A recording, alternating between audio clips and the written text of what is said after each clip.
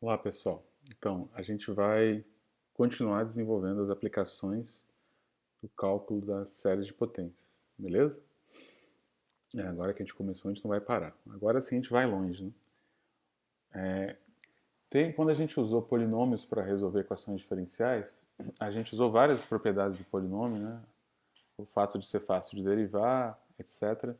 Mas uma das coisas importantes também, uma propriedade do polinômio que a gente usou, e a gente usa o tempo todo, que é assim, dois polinômios só são iguais se somente se os coeficientes são iguais, né? Isso é uma coisa que a gente usa bastante, a gente mexe com polinômio. Por exemplo, um polinômio só é zero se todos os seus coeficientes são zero. Então isso vocês devem lembrar que a gente usou bastante. Então é natural a gente perguntar se a mesma coisa vale para a série de potência, né? Porque a série de potência são nossos substitutos dos polinômios mais avançados. E a gente vai ver que sim, né? Duas séries de potência pode ter infinitas potências aqui, infinitas potências aqui.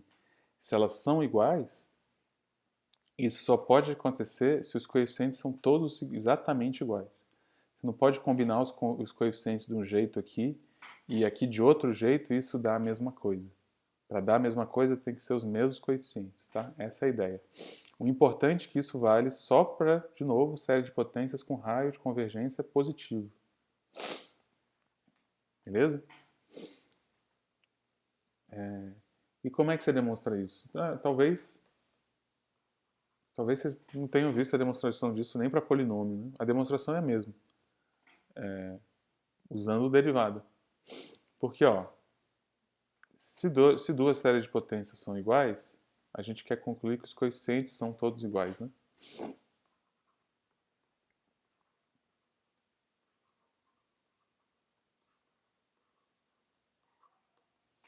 Então tem, vamos demonstrar. Por exemplo, vamos escrever elas expandidas que eu acho que fica mais fácil de entender. Demonstração. Estou dizendo o seguinte, que isso aqui vale para todo x no intervalo.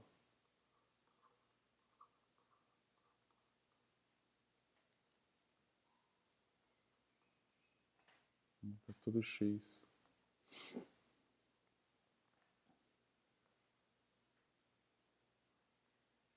um certo intervalo. Se ambas têm raio de convergência positiva, essa igualdade funciona no intervalo. Como é que a partir disso eu concluo alguma coisa dos coeficientes? Ó, os coeficientes constantes são os mais fáceis, né? Faz x igual a zero. Faço x igual a zero, aqui só sobra o c0 e aqui só sobra o d0. Pronto. Os primeiros coeficientes são iguais. E o c1? Como é que eu mostro que o c1 é igual a d1? Ó, como eu estou dentro desse intervalo, eu posso derivar, e quando eu derivo, o C1 vira um novo coeficiente constante, né? Tá. C1, o C0 morre, né? Que é C2, 2x. Qual o próximo coeficiente aqui? C3, 3x ao quadrado, assim em diante. E aqui também, né? D0 morre, D1, esse cara vira o coeficiente constante. Aqui fica D2, 2x, D3, 3x2 e assim em diante. E aí a gente vê que quando a gente deriva, o raio de convergência se mantém, né? Então, se isso vale para x aqui, isso, as derivadas também valem no mesmo intervalo. E aqui eu vou lá e faço x igual a zero. E aí os coeficientes constantes, C1 igual a D1. Beleza? E vai fazendo isso. C2 e D2, como é que você faz? Deriva para eles aparecerem ali no lugar dos coeficientes constantes. Se eu derivo isso aqui, um C1 some, fica interessante que agora não aparece C2, né? Aparece C2 vezes 2. Beleza? E aqui fica C3, 3 vezes 2. Tá? O próximo aqui, C4. Primeira vez que eu derivei, já desceu o 4. E agora vai descer o 3. E vai sobrar o x2. E continua. Beleza? A mesma coisa esse lado. Aqui vai sobrar D2 vezes 2. Aqui vai ficar D3, 3 vezes 2 vezes x e continua. Isso vale para x no mesmo intervalo. Então, em particular, eu posso fazer x igual a 0 e obtenho que C2 vezes 2 é igual a D2 vezes 2. Logo, C2 igual a D2. E assim vai. Beleza? Então, para dois polinômios serem iguais, só tem um jeito. Os coeficientes serem iguais. Tá? Mas isso precisa que os polinômios tenham raio de convergência positivo. Se os dois polinômios, ou se um deles tem raio de convergência zero, então, e vamos dizer que ele vale a zero naquele ponto. Aqui você pode botar qualquer outra série de potências que também vale a zero naquele ponto, que vai ser igual. Né? Vai ser igual onde dá para ser igual, que é onde essa aqui tem um raio zero converge. Então, uma igualdade de série de potências onde uma delas tem um raio zero, não te diz nada sobre os coeficientes. Tá? Só te diz do valor dela no zero, que é isso aqui. Agora, se com raio de convergência positivo, aí você pode concluir que não. A única maneira de duas séries de potências serem iguais é todos os coeficientes serem iguais. Então, quando a gente for usar a série de potência para resolver a DO, a gente vai usar isso aí. A gente vai usar essa mesma propriedade que os polinômios tinham. E a gente faz essa propriedade aí que a gente chama de unicidade dos coeficientes. Vai usar algumas vezes. Na lista de exercício tem alguns exercícios bacanas sobre isso. Por exemplo, se uma série de potências é uma função par, então o que você sabe dos coeficientes? A mesma coisa se uma série de potências é uma função ímpar, o que você sabe dos coeficientes? Tá? Isso tudo são questões legais para fazer na lista, usando essa ideia da unicidade dos coeficientes. Beleza? Mas essa demonstração da unicidade dos coeficientes, ela mostra para a gente outra coisa interessante, que a gente vai explorar agora, que é o seguinte. À medida que eu vou derivando a minha série de potências, o primeiro coeficiente constante é... Vamos chamar assim, vamos dar um nome para a minha série de potências.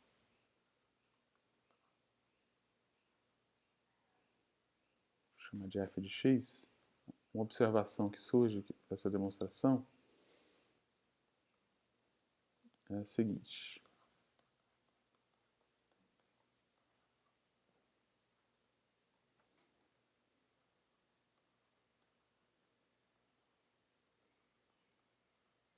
A relação dos coeficientes com as derivadas, né, da série de potência. Quer ver? O primeiro coeficiente constante, esse a gente já sabia, né? Tem a ver com a f de zero. Certo? E aí a gente viu aqui, se eu derivo, quem vira o novo coeficiente constante é o C1, né? E aí se eu derivo e calculo no zero,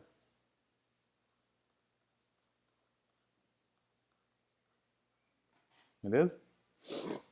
Agora se eu faço isso, derivo duas vezes, deriva uma vez,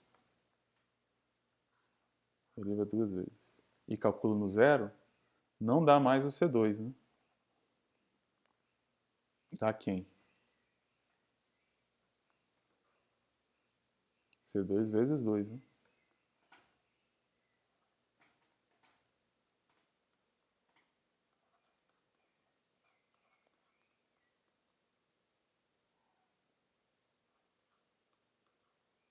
Beleza? E vamos fazer mais uma vez. Se eu derivo de novo,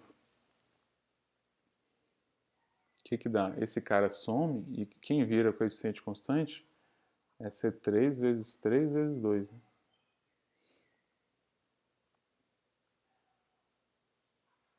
Beleza?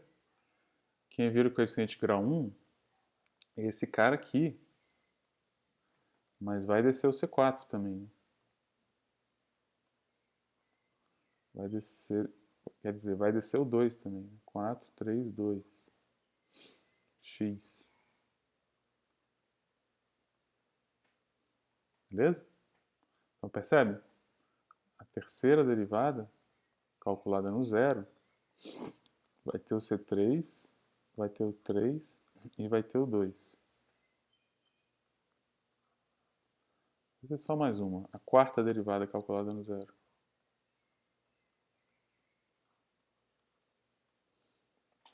Aqui, ó, vai ser a próxima derivada aqui. Vai ter o C4, 4 vezes 3 vezes 2. Então, qual é o padrão que aparece aí?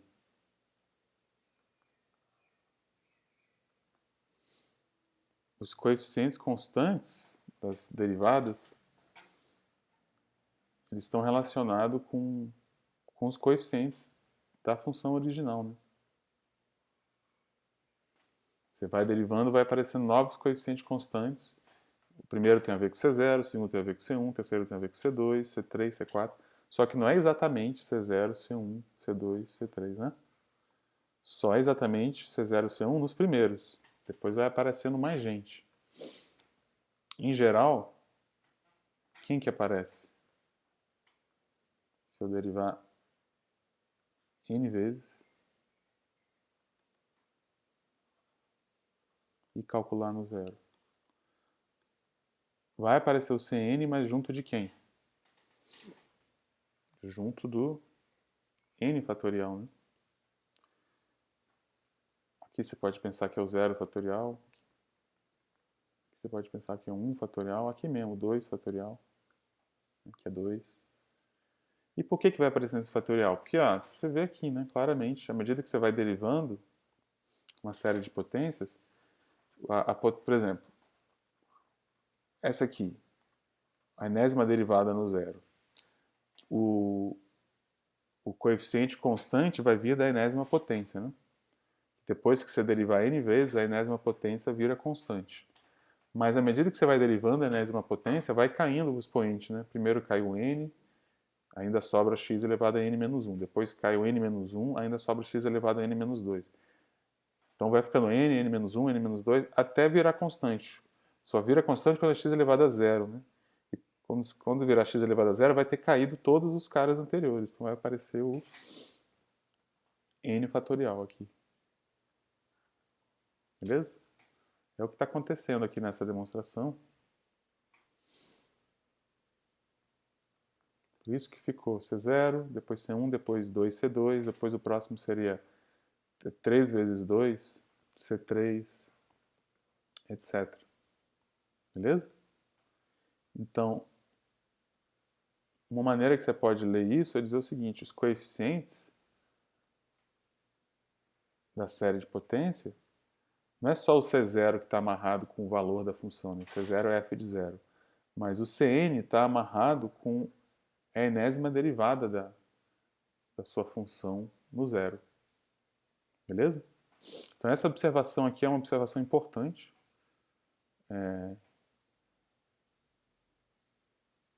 O fato que você pode olhar os coeficientes desse jeito.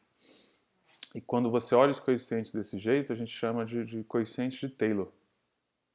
Vamos transformar essa observação numa coisa mais útil. É isso aqui. Ó. Se uma função é dada por uma série de potências, então esses coeficientes estão amarrados com essa função de uma maneira bem amarrada. É essa daqui. Esses são os tais coeficientes de Taylor. Tá?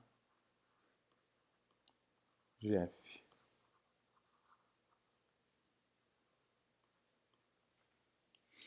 Em 0, em x igual a 0. x igual a zero é esse zero aqui. Beleza? O que é esse enésimo aqui? Esse enésimo é para a gente não ficar tendo que escrever um traço, dois traços, três traços, quatro traços. O que a gente faz é quando, a partir do 3, enfim, a partir do momento que você tem traço demais para escrever, você escreve o número de derivadas entre parênteses. Tá? Só toma cuidado para não confundir essa notação com a notação de potência. Então, vai depender muito do contexto que você está trabalhando. Mas sempre do contexto vai ficar claro se você está falando de potências ou derivada. Tá? Então, essa aqui seria, por exemplo, assim. Aqui seria a segunda derivada. Depois você calcula no zero. Tá? Terceira derivada. E assim em diante. E a própria função seria, você pensa assim, derivei 0 vezes, né? Beleza? Se eu faço assim com zero entre parênteses, é porque é a própria função.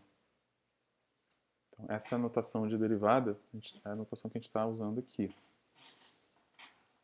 Beleza? Então, está dizendo se uma função é uma série de potências, esses coeficientes estão bem amarrados com essa função. Tá? Isso aqui é muito importante pelo que vai seguir. Né? Por que apareceu esse n fatorial aqui? É porque eu simplesmente isolei os coeficientes e passei para cá o n fatorial. Então, você vê que o fatorial não aparece à toa, né? Aparece aqui, por exemplo. Beleza? Isso aqui vai ser bom, a gente vai usar isso pra caramba a partir de agora.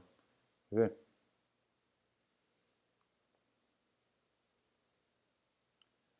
Isso começa a responder. Tem uma observação importante aqui que eu esqueci de enfatizar, que para isso valer, de novo, tem que ser uma série de potências com raio de convergência positivo, tá? Então, se eu sei isso, lembra aquela pergunta de quais são as funções que são dadas por séries de potência? Isso aqui já dá um caminho para responder essa pergunta.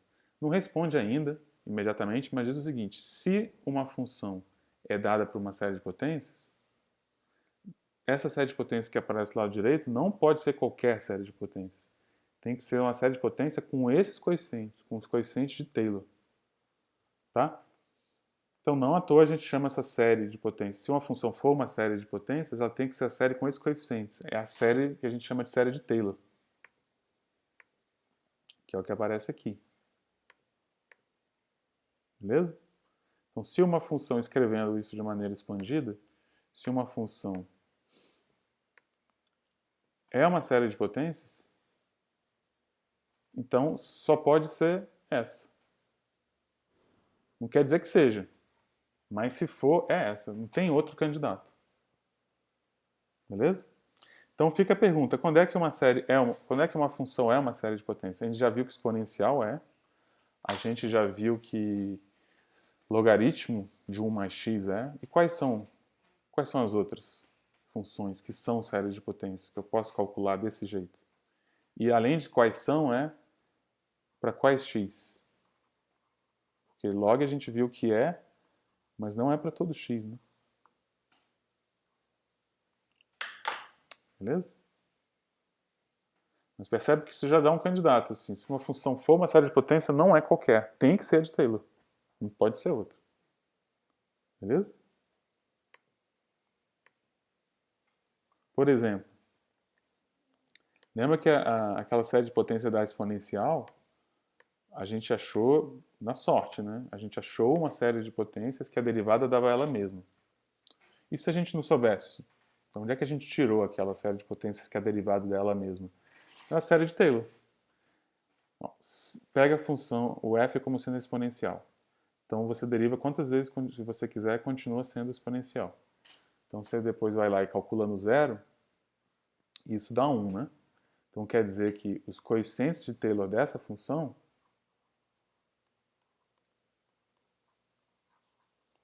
são quais?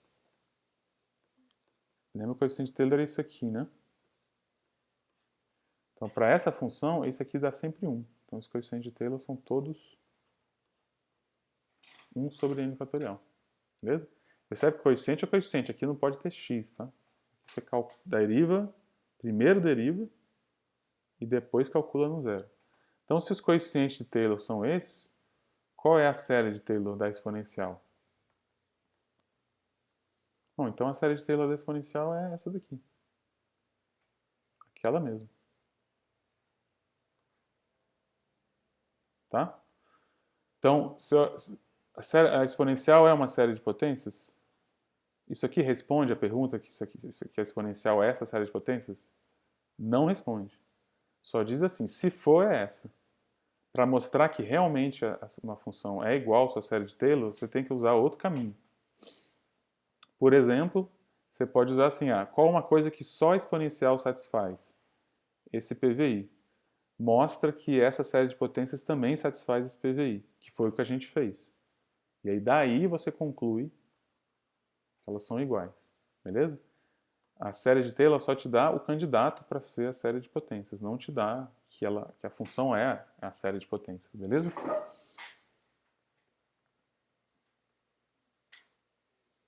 Até porque pode acontecer, e esse exemplo é bacana a gente ver porque é o seguinte, você pensa, para eu montar a série de Taylor de uma função, basta ter essas derivadas, né? Então, para uma função ser uma série de potências, basta ela ter infinitas derivadas, né? Por exemplo, isso já exclui algumas, né? Módulo de x, por exemplo, não tem derivada, né? Então, módulo de x não é série de potências. Mas basta ter infinitas derivadas que a função é uma série de potências? Não. Esse exemplo aqui a gente vai ver que não. Aliás, quando esse assunto ainda não tinha sido, quando o cálculo não tinha sido feito mais rigoroso, por um bom tempo se achava que bastava que uma função tenha infinitas derivadas, né? Se a função você consegue ter infinitas derivadas, você consegue montar a série de Taylor dela e ela vai ter que ser igual à sua série de Taylor, né? E não, só que não. Isso é um pouco, esse tipo de raciocínio é um pouco o raciocínio do físico, né? Que você, assim, eu tenho uma quantidade que é f de x e sei todas as taxas de variação dela. Sei quanto ela vale no zero, quanto é a velocidade no zero, quanto é a aceleração no zero, quanto é a taxa de aceleração da aceleração, sei todas as derivadas no zero. Então, a partir daí, se você está lá, que o físico faz isso, né? Ele fica num ponto e fica medindo quantidades e taxas de variação. Você fica aqui no planeta Terra tentando medir velocidades e taxas de aceleração de coisas que passam por aqui, mas coisas que estão em todo o universo. E a partir dessas coisas que a gente mede aqui, localmente, a gente quer concluir sobre o todo, né? Então a ideia é assim que você tem essas medidas. Se eu tenho as medidas de todas as derivadas de um fenômeno num ponto, então eu conheço esse fenômeno? A gente vai ver que não. Então esse exemplo aqui eu gosto de chamar ele de o pesadelo do físico. Então é o exemplo de uma função que é uma função bem simples. Uma função que é zero antes para o x menor do que zero, e para x maior do que zero é dado por essa exponencial aqui, exponencial de 1 sobre x. Tá? Tem esse negativo aqui que é importante. Então, à medida que x chega perto do zero, por valores positivos, 1 sobre x vai para infinito, mas tem esse menos, então fica exponencial negativa, vai para zero. Né? E quando x vai para infinito, isso aqui de cima vai para zero, isso aqui vai para exponencial de zero, que é 1. Então, tem esse seguinte gráfico aqui. Beleza?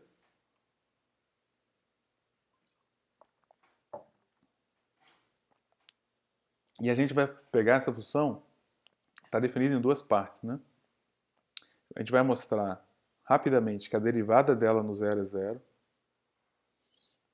Então, tem reta tangente, e a reta tangente é horizontal. A gente vai mostrar rapidamente também que a segunda derivada dela no zero é zero. vai mostrar isso, né? A f de zero a gente já viu que é zero, por a própria definição, e a gente vai mostrar que a derivada dessa função no zero é zero, reta tangente horizontal, que a segunda derivada também é zero, e a terceira, e a quarta, e a quinta. A gente vai mostrar que essa função aí, todas as derivadas dela no zero é zero.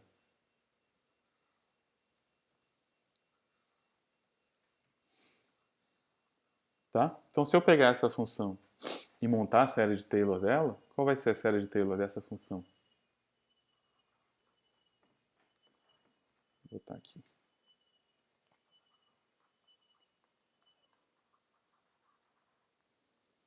Se todas as derivadas são zero, todos os coeficientes de Taylor são zero e a série de Taylor é zero. Então, só pela série de Taylor, essa função vai ser zero para sempre. Só que a função não é, né? Zero para sempre. A gente sabe que isso aqui não é zero justamente para x positivo. Então, não é porque a função tem infinitas derivadas que ela é igual à sua série de Taylor. Precisa de algo mais. A série de Taylor só dá ao candidato. Tá? Mostrar que essa função tem essas derivadas todas zeros é um exercício de cálculo. Cálculo 1. Como é que você deriva funções definidas em duas partes? Você faz assim, você deriva essa primeira expressão, deriva a segunda expressão e vê se elas são compatíveis, fazendo a derivada lateral. Tá? E quando você faz isso, à medida que você vai derivando, o que acontece? Primeiro cai a regra da cadeia aqui. Aqui vai ser sempre zero. Aqui, fácil derivar. Aqui você vai derivar uma vez, vai cair vai ser derivada exponencial, calculada nisso, vezes derivada disso. Derivada de 1 sobre x é 1 sobre x ao quadrado, né? E tem esse menos também. Então vai ficar 1 sobre x ao quadrado. Você pode pensar que 1 sobre x ao quadrado é esse 1 sobre x elevado ao quadrado. Beleza? Então vai ficar alguma coisa desse tipo, assim. Vai repetir essa exponencial e vai ficar 1 sobre x ao quadrado, que é SPN. SPN aqui, nesse caso, é elevar ao quadrado. Tá? E aí você faz de novo. Como é que são as outras derivadas disso aqui? Mesma coisa, a exponencial sempre vai ficar lá e sempre vai caindo coisas, multiplicando pelo cara aqui embaixo. Sempre vai ficar potências de 1 sobre x. E vai somar, né? Vai começar a somar, porque a partir do segunda derivada, você vai ter que usar a regra da cadeia e regra do produto também. Derivada. Vamos fazer uma aqui, ó. Deriva uma vez.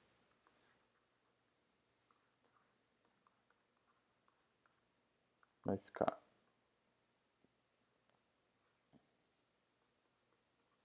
vezes derivada disso aqui. Isso aqui é x elevado a menos 1, né? Derivada da... É isso aqui. Que você pode pensar assim. Tá. Aí, se eu derivo isso aí de novo, eu já vou ter que usar a regra do produto. Derivada desse. Mas sempre vai ficar uma exponencial fora. Derivada desse vai cair um desse.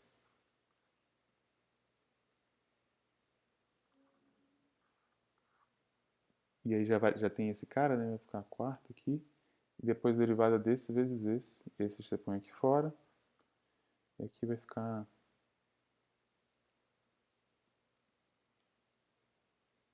sei lá, x a menos 2, né?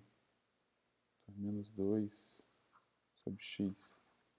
Então, aqui é outro polinômio em 1 sobre x. Sempre vai ficar uma expressão dessa. Beleza? Exatamente quem é esse polinômio, isso não me interessa muito saber. E para saber se tem derivada no zero, o que você precisa é saber se são compatíveis esse e esse, né? Ou seja, você tem que fazer o limite quando x tende a zero e ver se dá zero. E esse, o limite quando x tende a zero disso aqui é simplesmente... Você vai ter um polinômio de 1 sobre x em cima e embaixo você vai ter uma exponencial, né?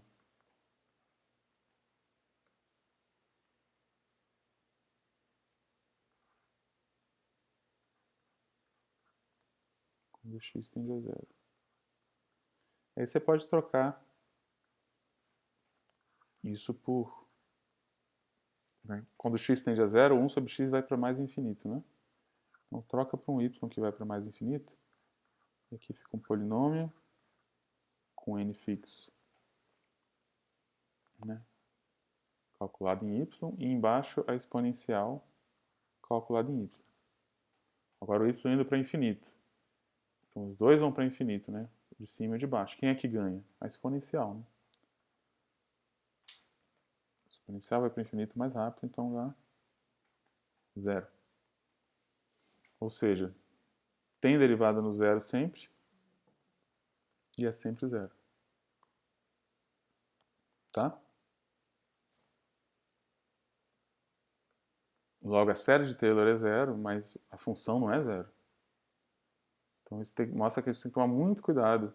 Série de Taylor é só um candidato. Se você quer saber se uma função é uma série de potências, primeira coisa, ela tem que ter infinitas derivadas, né, no zero, para você poder montar a série de Taylor. Né? Mas isso é suficiente? Não. Tem que ter mais coisas. Né? Esse exemplo aí, o pesadelo do físico, mostra pra gente a situação que eu consigo fazer todas as medidas locais num ponto, mas se eu fosse ficar confiando só nessas medidas, se isso aqui fosse um corpo se movendo e eu fosse confiar só nessas medidas e montar a série de Taylor, o movimento vai ser descrito pela série de Taylor, vai ficar tudo parado. Logo em seguida levanta voo, não vai ficar parado. Então isso aqui pode ser enganoso fazer só essas medidas, tá? As funções que são iguais à sua série de Taylor, não são todas, elas têm um nome. A gente não vai usar muito esse nome aqui não, mas só para vocês saberem, chama-se funções analíticas. É uma espécie de são as funções que têm uma expressão algébrica mesmo que envolva um limite aqui, que é o limite das somas parciais. Beleza? Vocês vão estudá-la mais a fundo no curso de variáveis complexas. Muitas coisas a respeito dessas funções ficam mais claras, por incrível que pareça, quando você considera não apenas x real, mas x complexo. Mas aqui é só uma introdução à série de Taylor. Beleza? Percebe que um pedaço da série de Taylor vocês já conheciam. Esse pedaço aqui, ó, você pode pensar que tem a ver com a reta tangente. Isso aqui, se você estiver pensando num problema físico, né, isso aqui já é um movimento uniformemente acelerado. Né, que é justamente a expressão, até aqui, é a expressão do movimento uniformemente acelerado. Então, você tem um gráfico de uma função, a primeira aproximação é a reta tangente. Tá? Agora não, quero uma aproximação melhor. Aí você põe mais um termo, que vai dar uma parábola aqui. Ah não, mas isso aqui não é suficiente, quero uma aproximação melhor. A série de Taylor te diz como? É essa daqui. Ah, mas e se eu pegar aproximações cada vez melhores, vai recuperar minha função de volta? Depende. Só se a sua função for igual à sua série de Taylor. Beleza? Então a gente já viu a exponencial, vamos fazer mais um exemplo? Que isso aqui dá um caminho bacana, né? Para a série de Taylor dá um caminho bacana para descobrir se uma função é ou não é uma série de potências. Então vamos começar com seno. Beleza? Será que o seno é uma série de potências? Bom, se for, vai ser a série de Taylor. Né? Então vamos achar a série de Taylor do seno. Para achar a série de Taylor do seno, lembra que a série de Taylor envolve isso aqui, né? Saber as derivadas da função e calcular elas no zero. Então, a primeira coisa eu tenho que olhar para isso aqui, eu tenho que achar um padrão nas derivadas. Como é que eu acho esse padrão no caso do seno? Observa que as derivadas pares têm um padrão, certo? Derivadas pares é tudo seno. Derivam nenhuma vez, seno. Duas vezes. Né? Derivou uma dá o cosseno, outra dá menos seno. Tudo volta para o seno. Percebe que o sinal vai alternando. Então isso aqui é muito importante vocês saberem escrever isso. como é que vocês escrevem esse padrão? Bom, primeiro, os pares, né? Os pares se escreve assim. E aí, dependendo do par, se é o 0, se é o 2, se é o 4 ou se é o 6, isso muda o sinal. Então aí você põe isso aqui, ó, menos 1 elevado a k. Não faz sentido você botar menos 1 elevado a 2k, porque menos 1 elevado a 2k não muda de sinal. Você está dizendo aqui que muda de sinal dependendo se eu estou no primeiro par, no segundo par, no terceiro par, no quarto par. Beleza? As derivadas ímpares são parecidas, é tudo cosseno com o sinal mudando. Então aqui você põe os ímpares. E aí como é que você alterna o sinal? Mesma coisa. Menos 1 elevado ao k, o k te diz em qual ímpar você está. Se eu estou no primeiro ímpar, no segundo ímpar, no terceiro, no quarto. Também não faz sentido botar menos 1 elevado a 2k mais 1. Isso nunca muda de sinal. Então, para obter isso aqui, é importante você primeiro obter as derivadas de x e só depois calcular no zero e dividir por n fatorial. Beleza? Não cai na tentação de derivar e já calcular no zero, que isso vai dar errado. Tá? Então, o que acontece? Quando eu calculo no zero, tudo que é seno morre, então as pares morrem, e sobra os ímpares. O que sobra? Bom, o cosseno vira 1, fica esse sinal alternando e aparece embaixo o n fatorial, mas n para o n ímpar, né? Então acaba ficando 2k mais 1 fatorial. Beleza? Então esses são os coeficientes de Taylor do seno.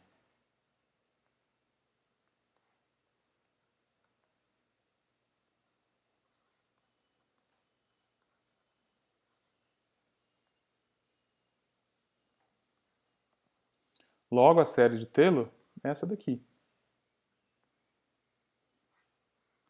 E aí, pessoal, isso aqui tem que ficar muito familiar para vocês. Então, por mais que pareça esquisito no começo, enxerga o padrão aqui. Ó. O que eu estou dizendo? É uma soma de potências. Quais potências? Só as ímpares. É claro, né? Seno é uma função ímpar.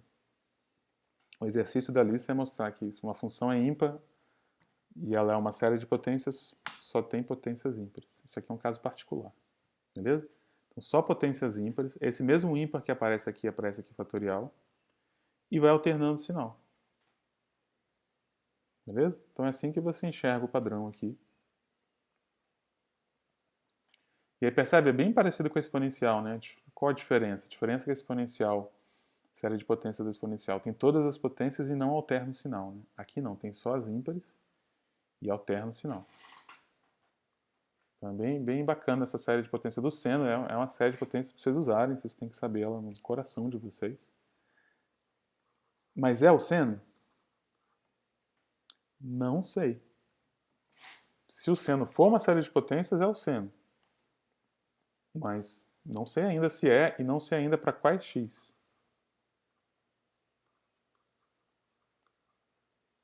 Tá? Quem vai me dizer se é ou não é a série de Taylor.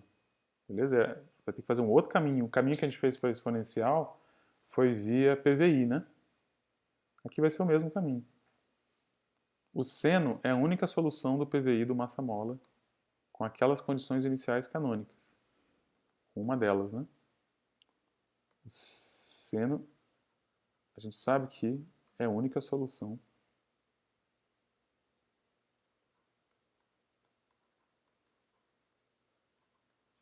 Então, uma maneira de mostrar que o seno é aquela série de potências que alterna o sinal, só tem potências ímpares e fica aqui fatorial, mostrar que o seno é isso, posso fazer assim, mostrar que o seno é a única disso, né, isso a gente já sabe, e mostra que esse cara também. Se eu mostrar que esse cara também é a solução desse PVI, então esse cara é o seno. Beleza? E é um exercício bacana fazer isso, porque aí você tem que, primeiro, a parte mais fácil, as condições iniciais. Tá? Quem é essa série de potência aqui? Lembra? Não precisa ficar enxergando, não precisa ficar lendo essa álgebra aqui, é só ver o padrão. Ó. Primeiro, potências ímpares. Então, x x ao cubo, x à quinta, x à sétima. Sinal alternado. Começa pelo mais. Então, mais, menos, mais, menos, mais. Por último, divide pelo fatorial que está no expoente. Beleza? Uma vez que eu enxergo isso, eu enxergo isso aqui. Ó. Quanto é que é isso aqui calculado no zero? É o coeficiente constante, que é zero. Então, satisfaz essa condição inicial. Quanto é que a derivada disso calculada no zero? É o C1. C1 é o cara que acompanha x. É 1. Então, satisfaz as condições iniciais. Agora tem que ver se satisfaz isso aqui. Tá? Para ver que satisfaz isso, aí não tem jeito. É derivar e ver se a segunda derivada dá menos ela mesma. Tá? A segunda derivada disso aqui é bem instrutiva de fazer. Porque, primeiro, como é que eu sei que dá para derivar essa série de potências? Primeira coisa que você tem que fazer é saber o raio de convergência. Né? Então, isso aqui é um exercício da lista. Qual teste você usa para obter o raio de convergência dessa série? Tem fatorial, né? Teste da razão. Então, isso aqui é um exercício que vale a pena vocês fazerem, aplicar o teste da razão e descobrir que o raio de convergência dessa série é infinito. Tá? E aí, beleza, então se é infinito eu posso derivar tranquilamente. Então vamos lá, vamos derivar. Como é que eu derivo? Derivo uma, duas vezes, quantas vezes for, eu derivo derivando isso aqui, que é derivar só isso aqui. Derivar sempre em relação a x. Então cai 2k mais 1, e eu derivo de novo, cai 2k, beleza? E aí eu tenho aquele cancelamento aqui com o fatorial. Fica 2k fatorial, depois cancela 2k para 2k menos 1 fatorial, mas lembrando que para cancelar o 2k, o k não pode ser zero, né? Então a partir daqui o k é 1. Outra maneira de você pode ver que o k tem que ser 1 aqui é que você deriva uma vez, ninguém some porque não tem coeficiente constante, mas na derivada segunda esse cara some, né? Então você vai ter que começar do k igual a 1 aqui. E aí você percebe que dá isso aqui, ó. E eu quero ver se isso dá menos ela mesma, né? Então, vamos botar nas mesmas potências. Aqui tem potências 2k mais 1. Vamos escrever tudo em 2k mais 1. Aqui está 2k menos 1. O que eu faço? 2k menos 1 é um ímpar anterior. Eu tenho que ir para o próximo ímpar. Né? A gente já discutiu isso nas aulas de dúvidas. Então, aqui, um ímpar é 2k menos 1. O próximo ímpar é 2k mais 1. Não tem como eu fazer uma mudança de índice e ir de 2k menos 1 para 2k, né? Porque eu estaria indo de ímpar para par. Não faz sentido, né? Você pode pensar assim, ou se você quiser fazer álgebra mesmo, o que você está fazendo é deslizando k para k mais 1. Né? Então você está trocando k por k mais 1. Aí 2k mais 1 menos 1 fica 2k mais 2 menos 1, que é mais 1. Eu acho confuso pensar assim. Eu prefiro pensar que eu estou indo deslizando do ímpar anterior para o próximo ímpar. Beleza? Então aqui vira 2k mais 1, aqui vira 2k mais 1, e o k, né, desliza mais 1. O que significa o k mais 1? É a mesma coisa que k vezes menos 1, e o menos 1 você tira. Beleza? E volta a ser a série de potência original. Ou seja, a derivada segunda disso aqui é menos ela mesma. Esse aqui é o seno. Beleza? Então, o seno é uma série de potência, não só uma série de potência, mas é uma série de potência legal. Né? Bem parecida com a da exponencial. E isso vale para todo x. Porque isso aqui tem raio de convergência infinita. Beleza? Então aí a gente começa a brincar e a descobrir várias outras funções que são séries de potências. Por exemplo, o cosseno.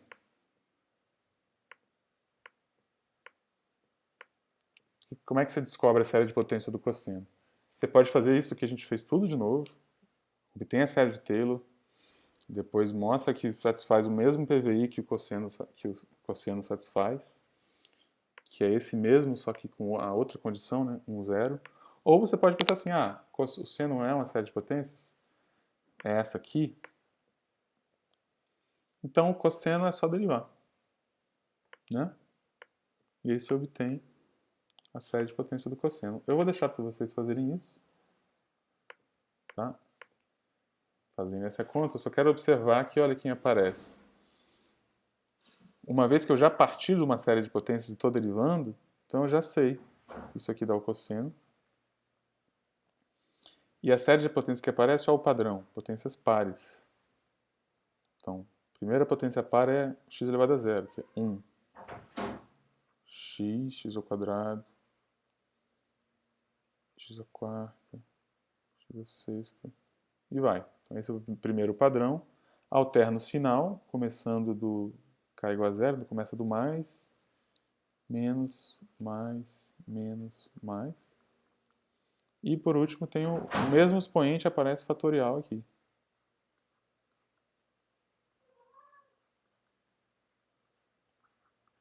Beleza? Então, ó, de novo, bem parecido com a série de potência da exponencial, só que agora com potências pares e alternando o sinal. Tá? A série de potências da exponencial, do seno e do cosseno, e o fato que eles valem para as três, né, valem para x real, é uma ferramenta muito importante para a gente, no resto do curso e no resto da vida de vocês. Tá? Inclusive, é com essa série de potências aqui, a do seno é x, né, menos x ao cubo sobre 3 fatorial.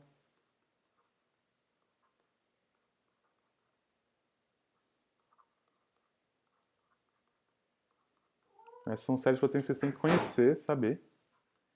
E com essa série de potências aqui, a